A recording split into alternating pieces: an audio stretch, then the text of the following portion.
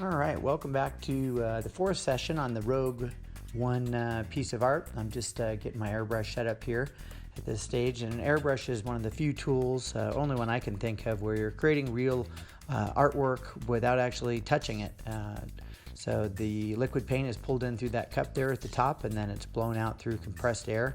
I usually like to test it somewhere off of the illustration first.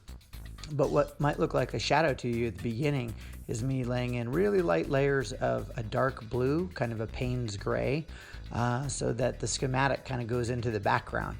Now I'm kind of starting to work into the droid, and the airbrush really does a nice job of layering over the paint, the colored pencil that was my first layer. And there I was spraying against a hand shield so that I can control my overspray without having to totally mask off the illustration. So paper and plastic both make great shields. You can cut any shape, you can use French curves, really anything to kind of spray against when you're first learning the airbrush so that you have some control of it.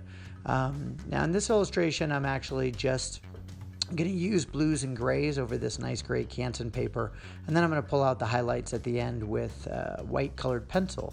So I'm not going to do a full color illustration on this one. I want it to be more monochromatic in just the blue-gray range.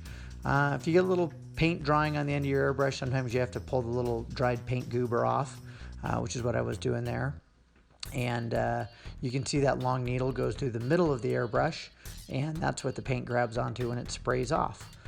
You can use a paintbrush or anything to mix and dilute your paint, which should end up being the consistency of about milk. You don't want it to be too watery because it'll spatter out on your painting, but if it's too thick, it also won't want to flow through the airbrush. So look for that consistency of milk when you're diluting your acrylic paints, which is what I'm painting here. And I prefer the Holbein paints by well, it's actually made by Holbein, but the line of paints is called Aero Flash.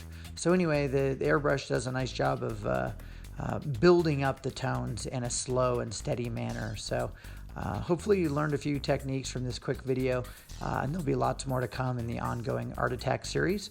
So please make sure you subscribe to the channel, and hopefully there'll be a lot of great art to come. Thanks again.